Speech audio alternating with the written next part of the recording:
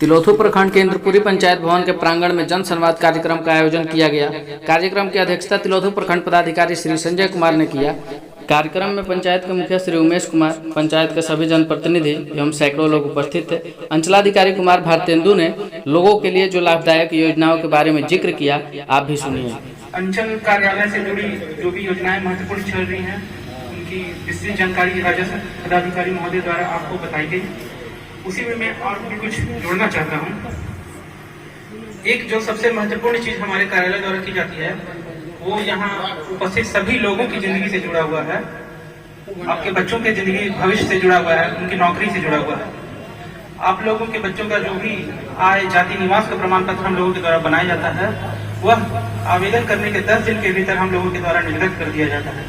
उसी के आधार पर आपके बच्चे या जो भी यहाँ की जनता है किसी प्रतियोगी परीक्षा देते हैं या उनकी नौकरी मिलती है।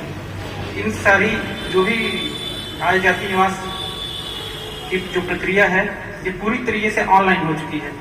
इसके लिए किसी भी व्यक्ति को कहीं से भी वे आवेदन कर सकते हैं। चाहे आपके बच्चे पटना में या दिल्ली में रहकर प्रतियोगी परीक्षा की तैयारी भी कर रहे हो, तो वे वहीं से भी ऑनलाइन आवेदन करके वहीं से उस प्रमाण पत्र को डाउनलोड भी कर सकते हैं। उसके लिए उन्हें आने की भी आवश्यकता नहीं पड़ती है।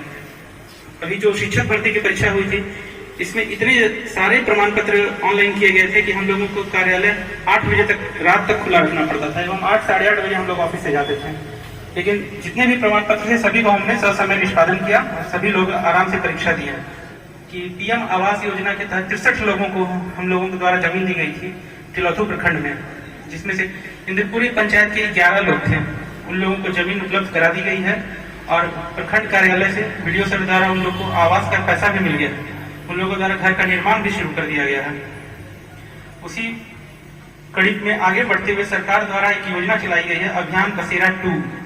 उसका मूल उद्देश्य ये है कि जो लोग वैसे सुयोग्य श्रेणी के लोग अर्थात दलित, महादलित एवं अत्यंत पिछड़े वर्ग के जो लोग हैं, जिन लोगों का अपना घर नहीं, उन लोगों को सर्वे करके उन लोगों का लिस्ट तैयार हम करेंगे एवं उन लोगों को भविष्य में जमीन दी जाएगी।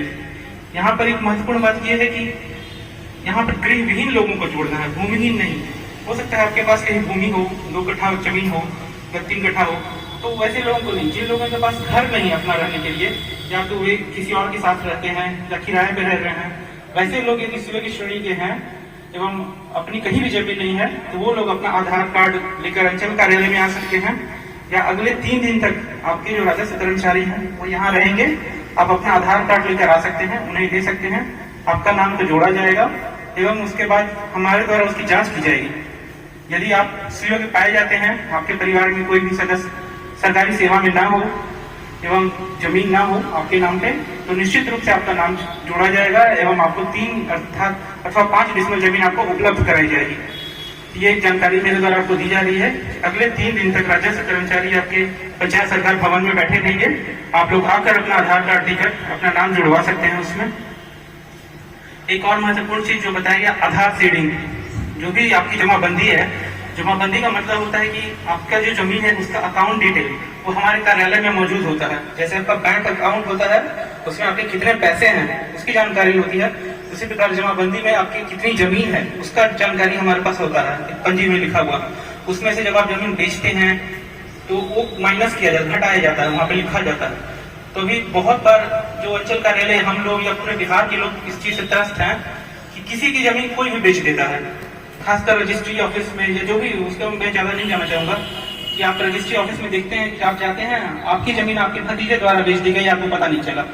ऐसे समस्या हो रही है और हम लोगों के ऊपर ये समस्या आ जाती है और वो दाखिल खारिज के लिए आ जाता है और बहुत बार आपको सूचना नहीं है तो हम लोग उसको कर देते हैं।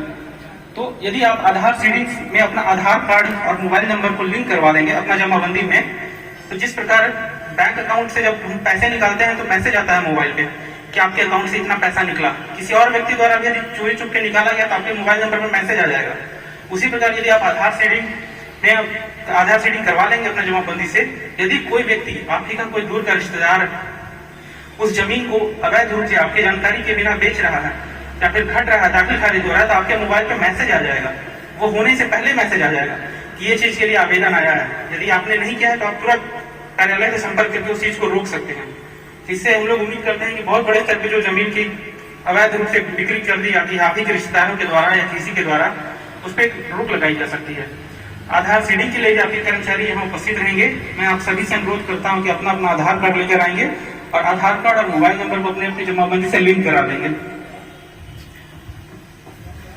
एक और महत्वपूर्ण चीज हम लोगों का चल रहा है, उसमें जल जीवन हरियाली अभियान एक पहले चला था, जल जीवन हरियाली 1। उसके तहत जो भी अतिक्रमित भूमि थी, जो कि जलाशय थे जिनका किसानों को यूज करते हैं खेती में, उसको कई लोगों द्वारा अतिक्रमण करके उसे भर के उस पर घर बना लिया जाता है, जिससे सिंचाई करने में इसमें समस्या आती है। तो वैसे जमीन को चिन्हित करके 2017-18 से बहुत लोगों को अतिक्रमण मुक्त किया गया और उस प्रकार सब जो भी पानी के स्रोत थे जो भर गए थे उन्हें खाली कराया गया था। बहुत जल्द जल जीवन हरियाली अभियान 2 भी शुरू होने वाला है। इसके तहत वैसे जो भी लोग बच गए हैं या वैसे जो भी जल स्रोत जिन्हें अतिक्रमण मुक्त नहीं कराया गया है उन्हें फिर से किया जाएगा। और हम लोगों के द्वारा आपदा के तहत भी अनुदान दिया जाता है। अभी कुछ समय पहले चंदनपुरा के एक व्यक्ति थे, उनकी बिजली गिरने से मृत्यु, आकाशीय बिजली गिरने से मृत्यु हो गई थी। वे खेत में खड़े थे और ठनका गिर गया जिससे उनकी मृत्यु हो गई। तो उनके परिवार को 5 दिन के भीतर हम लोगों के द्वारा 4 लाख रुपए उपलब्ध कराया गया।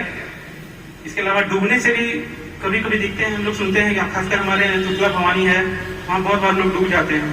तो वैसे भी जो लोग होते हैं उन लोगों को 4 लाख रुपए का अनुदान उपलब्ध कराया जाता है।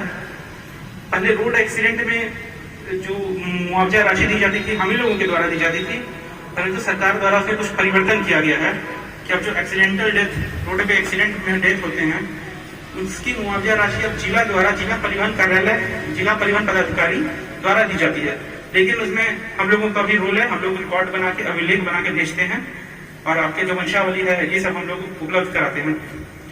तो ऐसा भी जो केस रहता है उसमें हम लोग हर संभव सहयोग करते हैं। और भी जो भी आपकी जमीन से जुड़ा हुआ भी बहुत सारा चीज होता है, जैसे कि एलपीसी देना, एलपीसी के आधार पे आपका जमीन का आपको भू स्वामित्व प्रमाण पत्र मिलता है।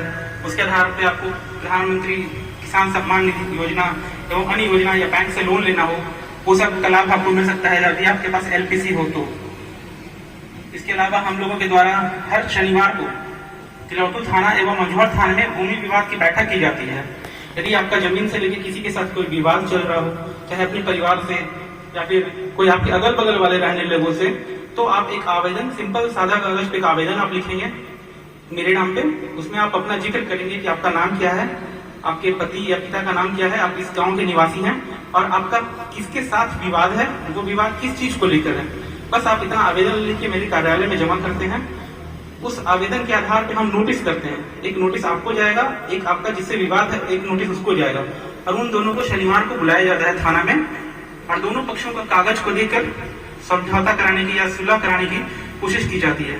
यदि आप बिल्कुल सही हैं, आपका पेपर वगैरह सही है, कोई अवैध रूप से कर रहा है, तो हम लोग का पूरा प्रयास रहता है कि विवाद को वहीं पे सुलझा लिया जाए। यदि विवाद बहुत गंभीर है कि एक ही जमीन का 2 लोगों द्वारा केवाला करा लिया गया है, तो वो सारे विवाद फिर ऐसे होते हैं कि हमें न्यायालय में रेफर करना पड़ता है। यही सब हमारे कार्यालय द्वारा की जाती है। हमारा यथासंभव प्रयास रहता है कि हम आप लोगों का पूरा सहयोग करें एवं आपसे भी हमें सहयोग मिलता रहे। मैं एक बार पुनः आप सभी को यहाँ उपस्थित होने के लिए बहुत बहुत धन्यवाद देता हूँ और उम्मीद करता हूँ कि फिर से हम लोग जल्दी ऐसे बैठक करें। धन्यवाद।